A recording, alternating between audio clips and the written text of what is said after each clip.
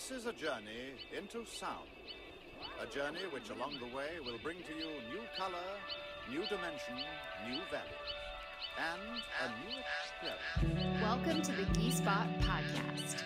I'm your guide, Katie Silcox, bringing you your weekly self-love soundbite. Join us for conversations around sex, spirit, and all things self-care. All things self-care. All things self-care. This is a journey into sound. You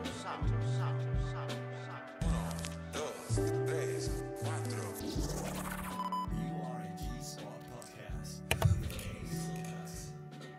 Hey everybody, welcome back to the G-Spot. Here I am in Charlottesville, as always, coming to you. Beautiful sunny New Year's Day, cold in Virginia.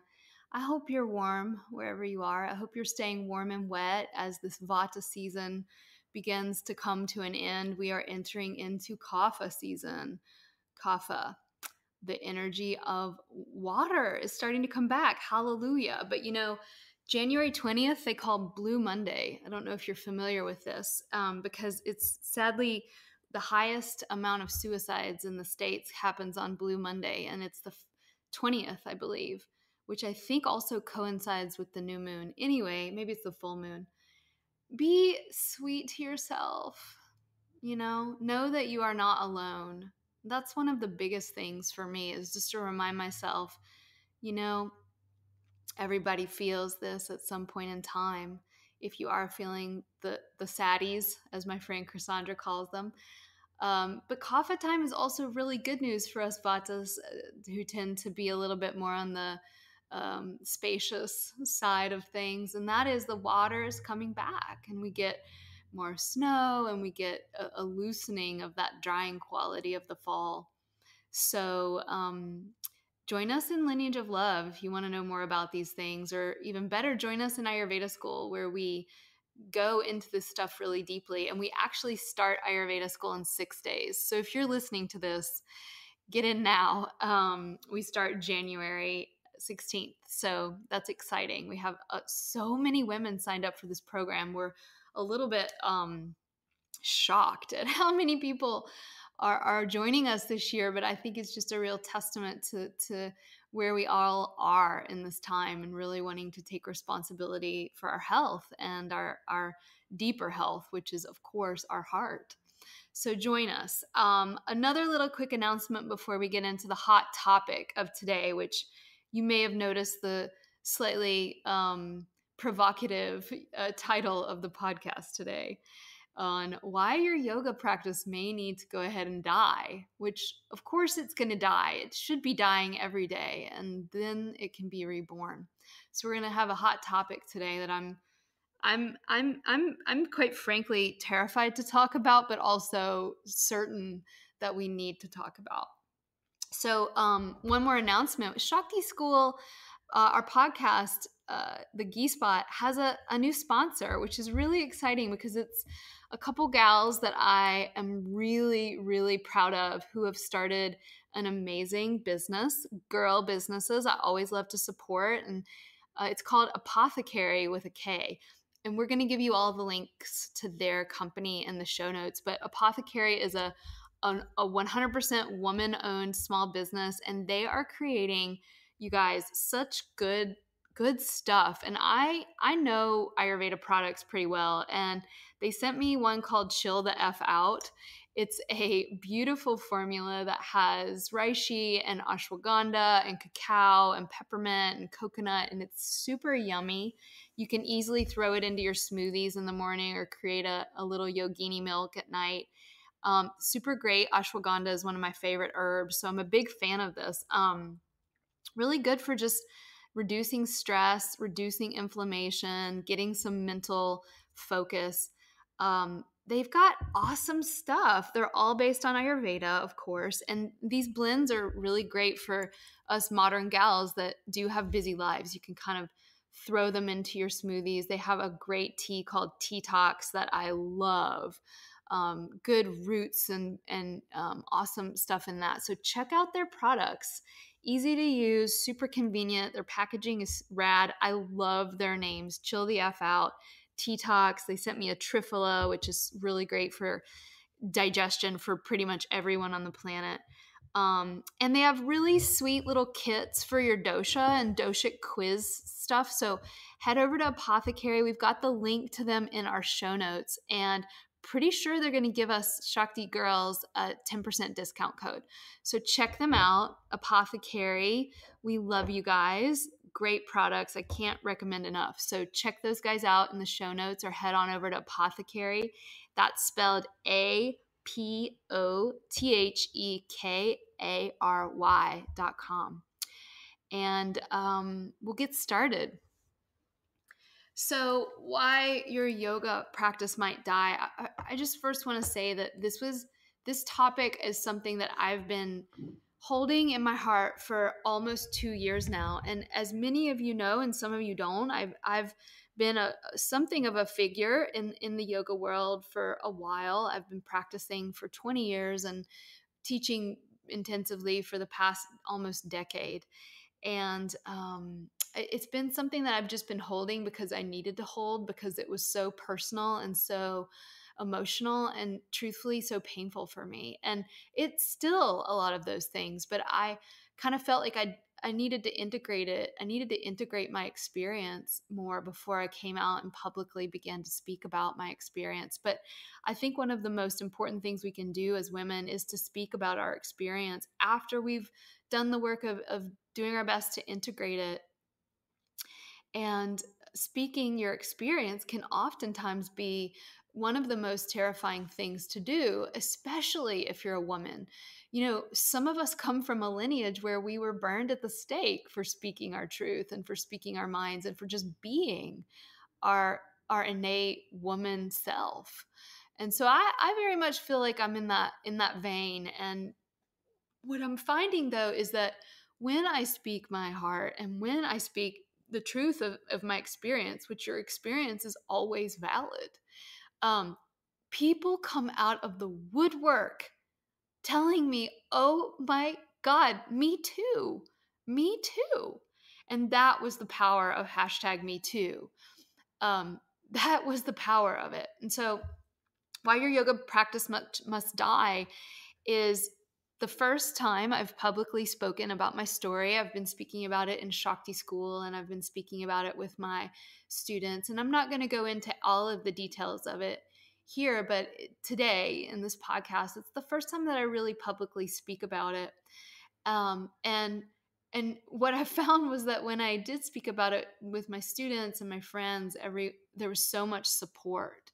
And so this is the background, and I'll give you more background on it. But what prompted me to do this now is a post from one of my students in Shakti School. We have a private Facebook group, and I have her permission to share. And there were 2 posts actually, and she said, and I'm not going to say her name, but she said, I attended a yoga class yesterday that was literally the opposite of everything we have learned together this year. I've never had my anatomy so consistently micromanaged. I cried during the end meditation because even my choices to modify throughout the class were not accepted.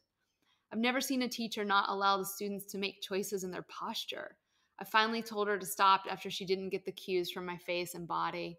She's a wonderful person who's a highly respected teacher, but it was a reminder of how revolutionary Shakti School's approach is to yoga and Ayurveda. It's so obviously intuitive and fitting, and people out there don't realize what they're missing. The yoga teacher described Shakti with masculine traits, which might just be an indication that Shakti's true gifts are misunderstood.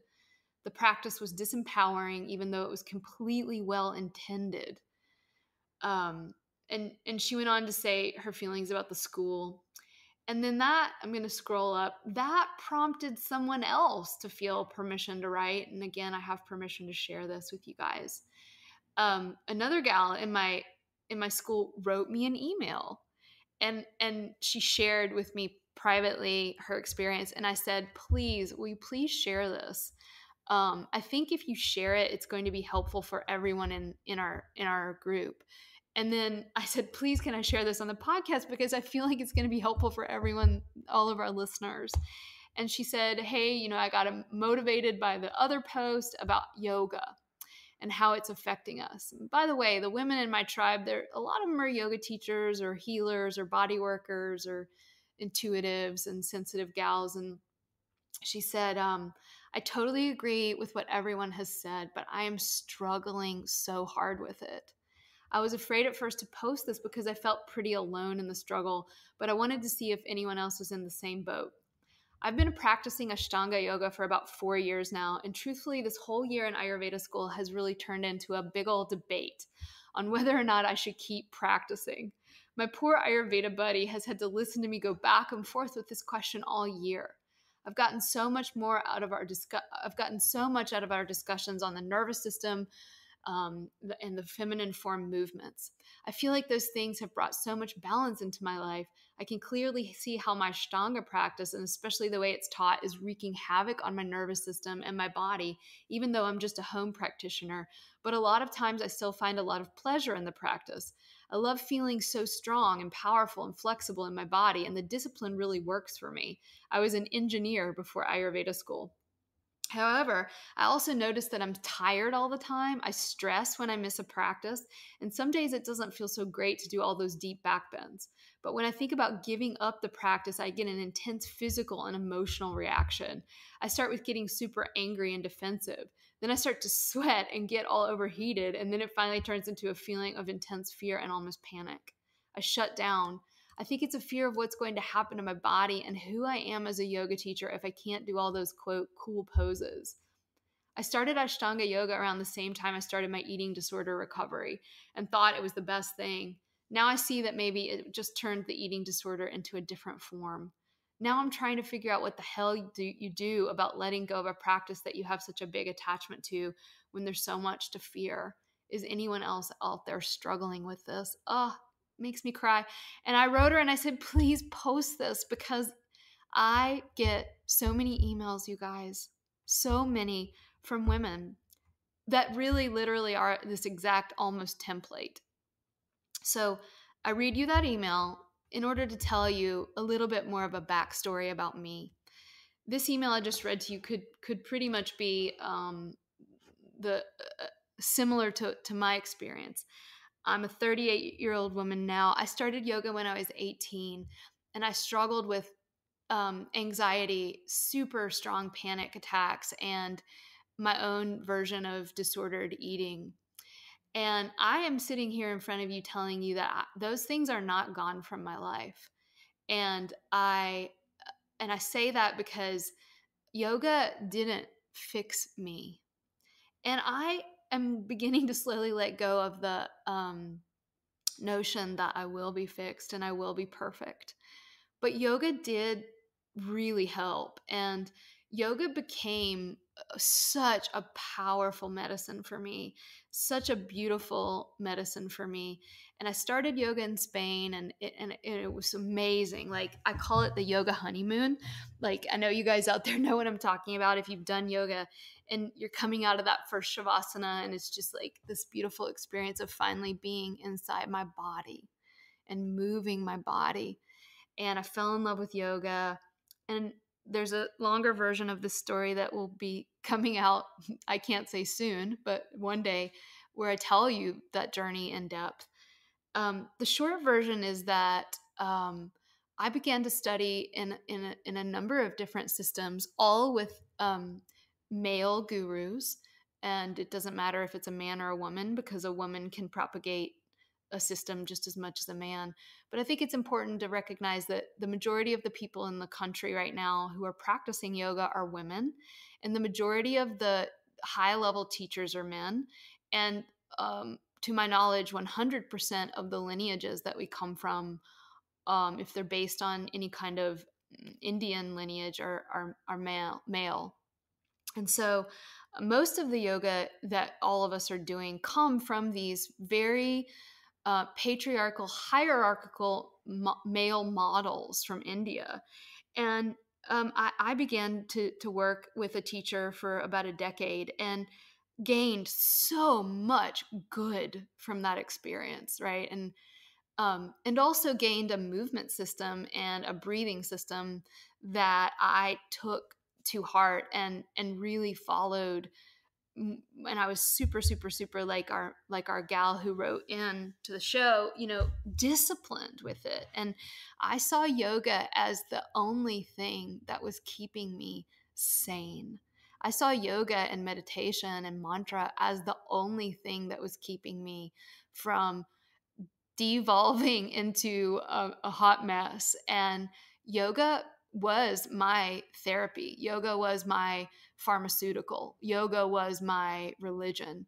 And I was a really, really good student and practitioner of it. And I sit here before you, and I don't want to send the message that now I don't believe yoga is good, because I can tell you there are no regrets in me.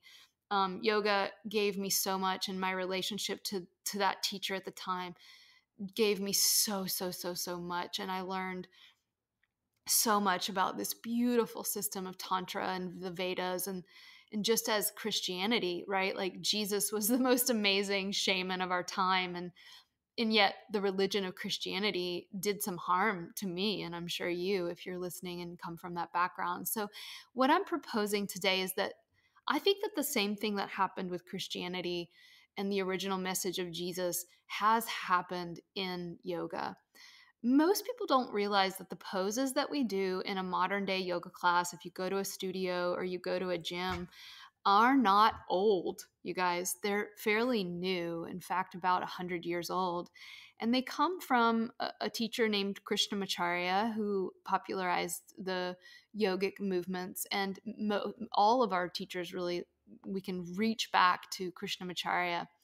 And the poses, especially now as you get into Iyengar and Bikram and Patabi Joyce, these systems were designed for 15-year-old young boys.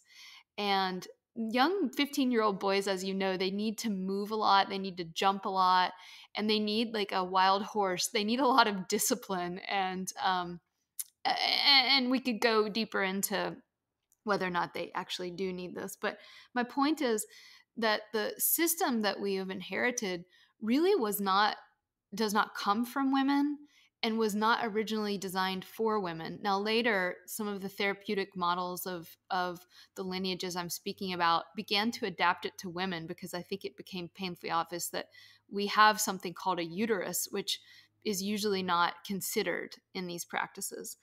And so there's more to the history.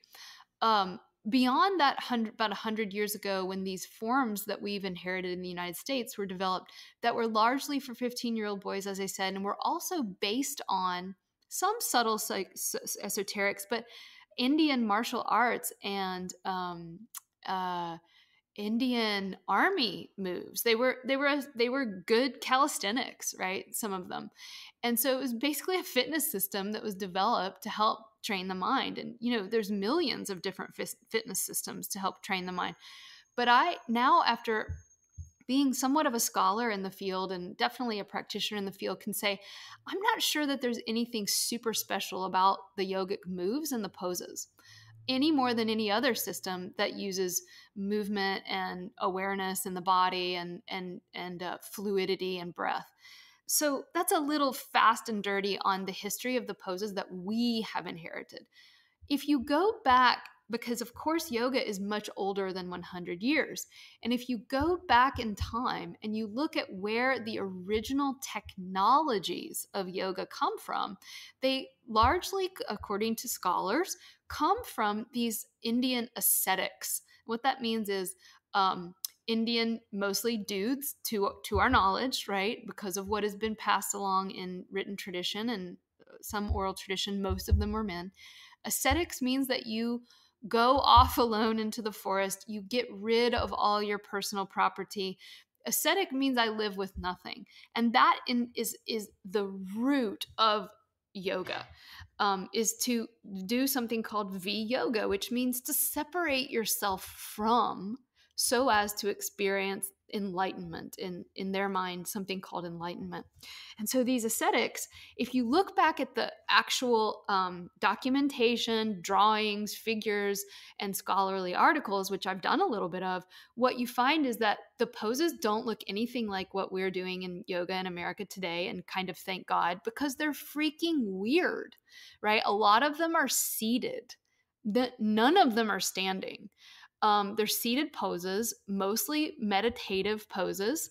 And the other technologies that they did were bizarre. Like a lot of them, I'm just going to give some examples, but you would meditate on a dead body to transcend fear.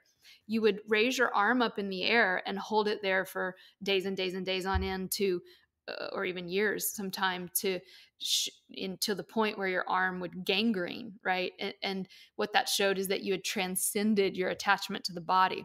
There are funny drawings of yogis hanging from trees by one leg, and that would show that, again, you've transcended your bodily consciousness. And I'm giving you guys the most sort of funny and provocative examples, but there are lots and lots and lots of examples that are way, way, way less intense, although in my experience, yoga is very intense.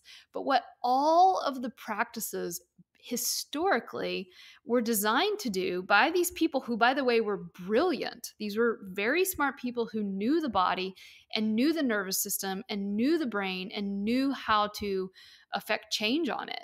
And the purpose, the point of it was to mind over matter yourself. Mind over matter. If we look at the cosmology of Taoism or Tantra in the best of senses, mystical Christianity, mind over matter is masculine over feminine. It's cognitive decision-making choice over the natural innate intelligence of matter, ma, like the feminine, the body. And so what these yogis wanted to do was to go beyond the experience of life, go beyond body consciousness, go beyond. And they were very adept at getting the physiological nervous system into a place where you would, quote, transcend. Now, I never questioned any of this, ever. I blindly followed everything my teachers told me to do. And they were great people and very, very, very charismatic and smart and genuine. And I thought, well, yoga is 5,000 years old. Yoga in general, there is a thought construct in our country that all yoga is good and all meditation is good. And I was swept up in that as well. What happened to me, the very short version, is that it didn't fix me and it didn't work. And in fact, the more that I did these intense forms of breath work and Bondas and Nauli Kriya, if you're unfamiliar with these, they're pumping your abdomen and bellows breath where you're kind of intentionally hyperventilating or hypoventilating. The common form of yoga these days that everyone does. It's not to throw off on any system. In the call she meant, or in the Facebook post, she mentioned Ashtanga. All of the systems are mostly doing these alignment cues. Draw your belly in, drop the tailbone towards the earth, draw the shoulder blades in on the back, lift the head and draw the chin down. These are very, very common yoga cues that you will hear if you go to any yoga class in the United States, with the exception of very few. And so it's not to throw off on any system at all. I hope that's coming through really clearly. Nor is it to throw off on any individual person, because I think 99% of the people in the yoga world are doing from their heart. Like they think that they're doing good.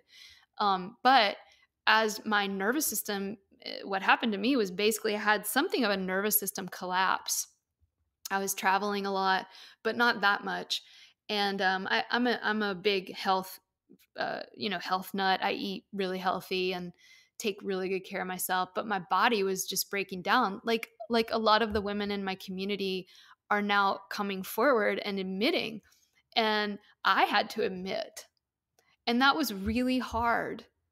The month that I was on the cover of the Yoga Journal in Russia was the worst month of my life.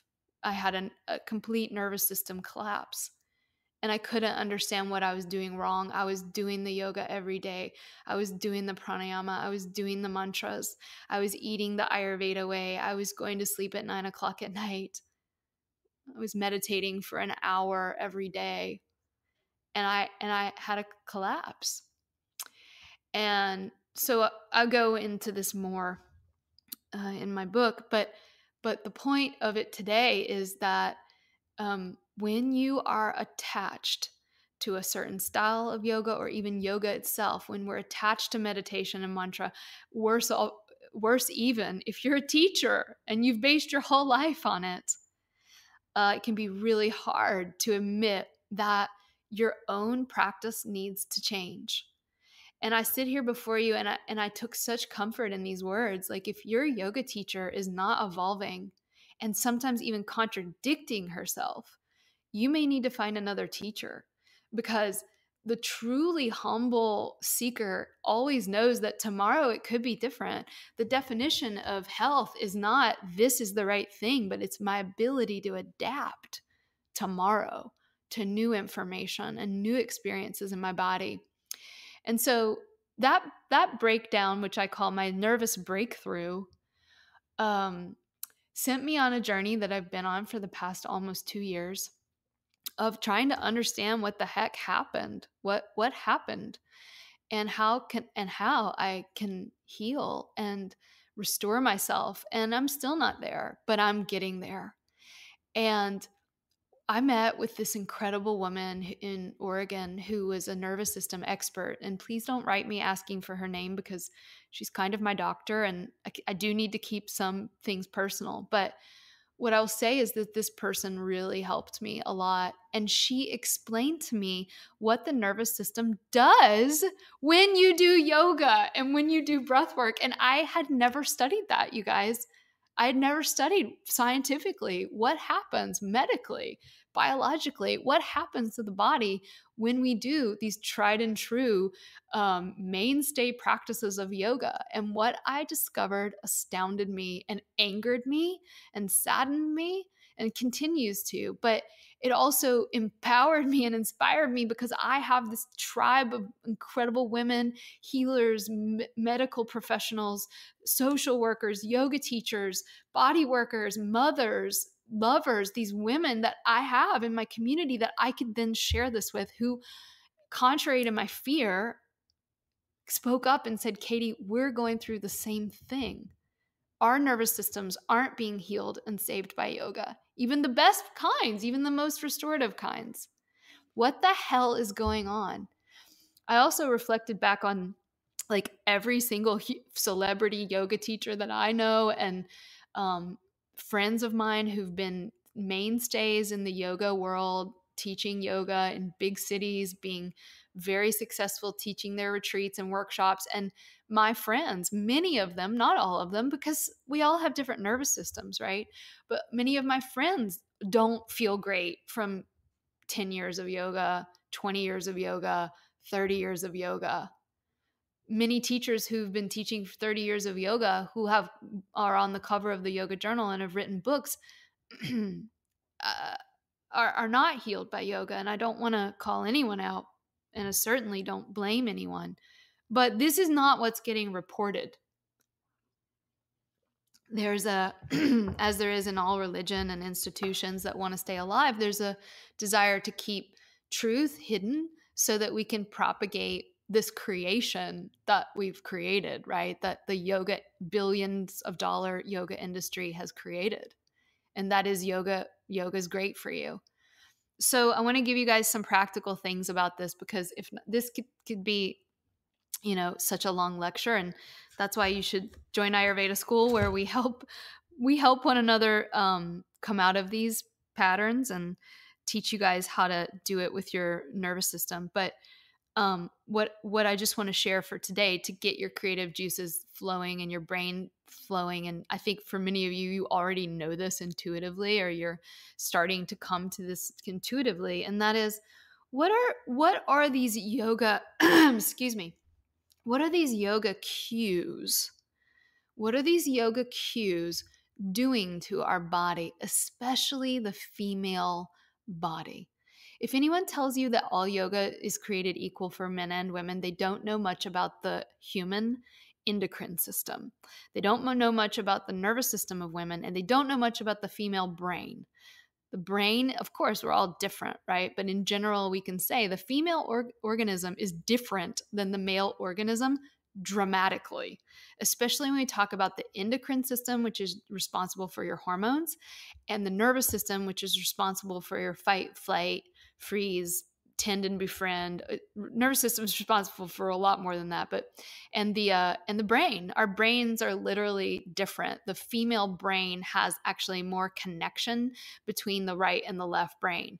And so a lot of the work that we do in the yoga has to do with your right and your left brain, your endocrine system, your circulatory system, and your nervous system. So these systems are of incredible importance when we talk about what we're doing when we do yoga that was created for 15-year-old boys by men who come from a tradition that largely wanted to leave reality, that largely wanted to transcend worldly life, mind over matter consciousness. So what are the cues? I mentioned a few of them, of drawing your belly in, dropping your tailbone, hugging the muscles to the midline is a really popular term. Drawing the shoulder blades in, puffing up the chest, deeply breathing in. That's a terrible cue. And I never knew that until I began to actually study the nervous system. There's a beautiful book about why deep breathing is bullshit. I can't remember the name of it now, but it'll come to me when I'm not in the flow of this lecture, and I'll put it in the show notes for you.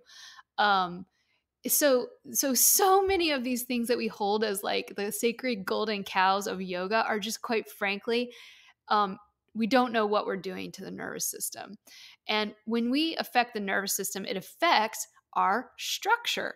And when we affect our structure, it affects our nervous system. So when I speak about structure, I'm speaking about your bones.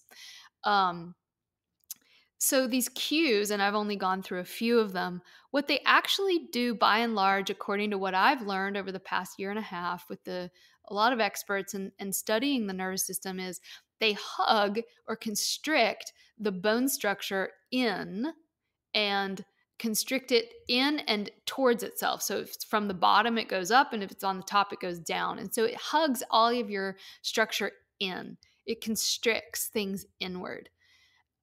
When we are in fight or flight, or and at the furthest reaches of that is called collapse, and then you have rigor mortis, which is the stage right before you die. Your bones do that. This is just what all animals on the planet do. We prepare the body to either take a blow, to be attacked, or to run away. And so what let's focus for a moment on your pelvis. So what the pelvis will do, if I'm an animal in the wild, if I feel that I'm in some kind of threat, I'll hug everything in towards the midline in my pelvis. I'll tuck my tailbone down, and I'll pull my pubic symphysis up. And what that does is it enables those big arteries and veins in your legs to be flooded with blood so you can run. Now, that's a really smart thing to do in the wild, right? But if you are not in any inherent danger, and you do that consistently over time, what it does on the short term is it shuts down your digestive processes. It shuts down a lot of the natural processes in our body that we need to be doing on a daily basis, because in that moment, you do not need to be having sex. You do not need to be eating or digesting anything. You do not even actually need to be having any higher level of thought. So it also shuts down the brain's ability to take in new information, to have new and novel ideas. So if you've ever been in a chronic stress state, you get that, you know that. You can't think new thoughts. You get brain fog. You see things in a really negative way. I know that from personal experience. So what that shows is like the body gets into this sort of chronic state. And that, as you may be intuiting, is great for the short term, really bad for the long term. And it starts to actually affect your digestive system. This is why I think, and again, you guys, this is not a science project that I'm presenting here. This is my personal experience. But what I've seen is that so many yoga and meditation people have terrible digestion. Yoga and meditation people, body worker people, spirit people, intuitives, so many of these people have the worst digestion. And I think that this is because we've been cutting off a lot of our digestive processes with our quote meditation yoga practices. So I'm giving you one example. When you tuck your pelvis, this is what can be a consequence. There's so many other realms we could talk about in the body. The Bondas, for example. And the yogis, guys, just don't have to be super bummed about it. The yogis knew what they were doing. They wanted to shut down the digestive system. They wanted to stop the brain from thinking. They wanted to shut off the first granthi or chakra, which is your root chakra, your sexual chakra. Why? So you wouldn't have sexual desires, so that you wouldn't be, going off and flirting with men and women rather than being in your cave meditating. Now, that was intentional to preserve the energy, to bring the energy in. So I don't know about you, but like I'm that's fine if you want to do that, but I just believe that people in the yoga world in America should know what's going on, and then you can make the choice. Do I want to shut down my digestive system? Do I want to shut off my sexual energy? For a woman, these cues that we're getting in an Ashtanga yoga class and most vinyasa flow classes and many, many other forms of yoga unnamed shut off a woman's menstrual cycle. I cannot tell you how many women in my life, in my practice as an Ayurvedic practitioner, in my school who are my students, have come to me who have amenorrhea, which is the absence of a menstrual period. It's becoming a big problem that's not spoken about in the yoga world. Well, Uddiyana Bandha and Mula Bandha will do that to you if you practice it consistently. If you're out there and you're thinking, I have no idea what these bandhas are. They're systems of locks and constrictions where you squeeze your different diaphragms in, and they lock down the smooth valve system flow. So your blood doesn't flow, your digestive juices don't flow, your lymph system actually becomes affected, and on and on and on. Now, I'm trying to fit into this podcast what is normally at least a couple of days of training with me. But these are just some examples to get you thinking, you guys. So what can I do today? The nervous system, when it's in parasympathetic, which is the opposite of fight or flight, which is your rest and digest and the mode that we should be in a lot of the time during our daily life, moves, whereas the sympathetic nervous system moves your structure kind of on the vertical plane where you like tuck your pelvis, where you like squeeze things in. The parasympathetic moves along the horizontal plane. So if you think about a hula hoop, if you think about a hula dancer, if you think about a salsa dancer, if you think about a belly dancer, if you think about yourself when you put on music that you love and just the innate way that you move, if you haven't been so indoctrinated, the way a child moves is along these horizontal planes. Go watch a hula dancer in Hawaii move. Go watch a salsa dancer move. Go watch a belly dancer, if she's not controlling herself too much, move. And what all of these movements are is on this horizontal plane, which doesn't surprise me, because if you look at the cross, the horizontal plane is this worldly life. It's the feminine, it's the goddess. The goddess moves on the horizontal plane. And so my bones, you guys, were so shut down that when my healer doctor lady found me, I was a yoga teacher who had done a practice every day for a decade of her life, and my pelvis didn't move. My pubic bones didn't move. They actually did move, and they moved in one direction, and that was belly in, tailbone down. And that is not just me. That is most of the yoga cues in this country. There is so much more to say about this, and don't you worry, my little sisters. I will be speaking about it more. So if this is blowing your mind, I get it. Like, I mean, it's not about me blowing your mind. It's about this idea blowing your mind. I get it. It blew my mind too, and it was hard. And and it was scary, and it went against everything I had held as my sacred golden yoga cow. But what I believe is that yoga must die. I believe yoga is killing off a lot of us in the sense of our awake aliveness, our goddess self. And I believe that we have to come to terms with that and have the humility to learn about what our biology does and what science says. And we can evolve yoga and make it alive in ourselves again from a way that feels real and feels intuitive and feels kind and promotes health rather than denies it. So I would love to just open up some room for you guys to share with us. And we have two ways that you can do that. One is through our subscription program, which is an $18 a month thing. $18 a month is the cost of a yoga class. I'm being dead honest. We really don't make any money off the Lineage of Love subscription program. Hopefully one day we will. I'm going to hold space for that. But I teach you how to move in a way that helps reduce this fight or flight yoga. And if you want to get in now, we have a whole month that is really, really, really right up this alley. It's all about anxiety, tons of meditations, practices that help get you out of these fight or flight states that many yoga professionals are actually in. Collapse is a state that I know well. And let me tell you, you can be in a nervous system collapse and be a highly functional, charismatic, convincing person. So just because you are running around town all day doesn't mean your nervous system isn't in a somewhat of a collapsed state. So the Lineage of Love is a great way to learn the practices that will help educate you on this and help you kind of start to walk into a way of working with your movement practices. I don't even really use the word yoga anymore. Your movement practices that are more innate and intuitive and help get us out of these fight or flight states. We also have Ayurvedic School, where we go into this in depth and at length. As I said before, it starts January 16th. Is that right? Hold on. Let me look at my calendar. Sometimes I think it's the 18th. I think it's January 16th. January 16th.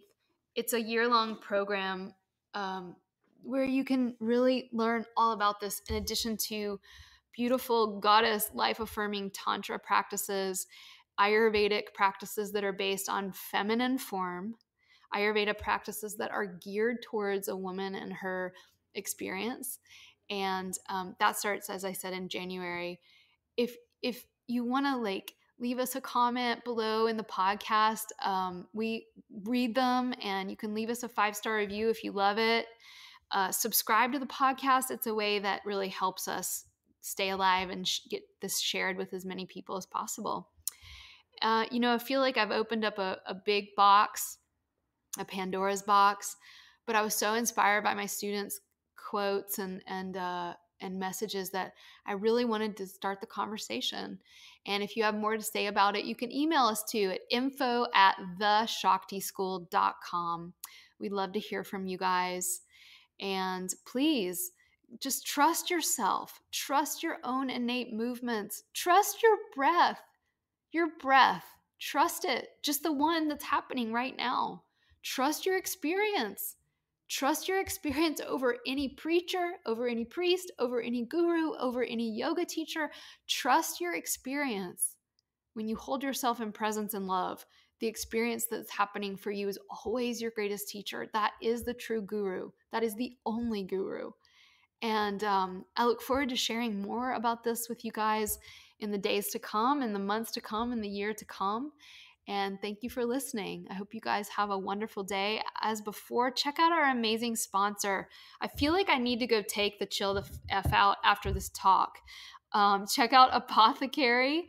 We love them. Great products that are definitely in alignment with our highest values, sustainable sourcing of herbs, Ayurvedic blends, and just good adaptogenic herbs that help make this time on the planet so much easier to bear, because my God, we are living in an interesting time. All right, beautiful women and men, have a great day, and we'll see you next week.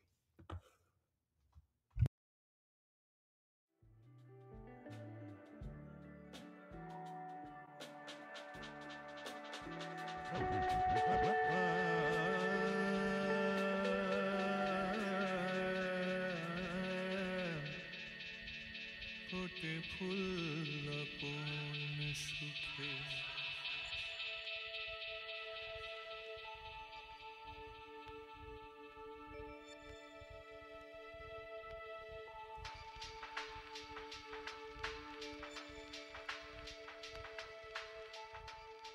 फूटे फूल